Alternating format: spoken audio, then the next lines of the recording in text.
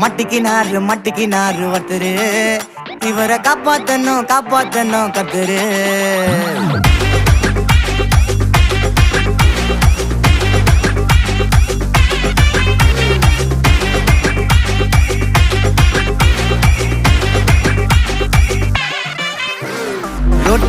ரொட்டு கடை குருமா, திரும்பி உனக்கு வந்து அச்சுது பாரு கருமா.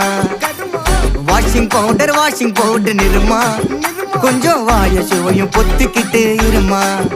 ஓ நிலைமையத்தான் நினைச்சு சிரிமா. தக்காளி பிசிக்கி தொட்டு மொக்க வாங்கிட்டடா செவுத்த போய் நக்கு. ஐபிஎல் கப்பு நான் வாங்கி தரேன் லாலிபப்பு சப்பு.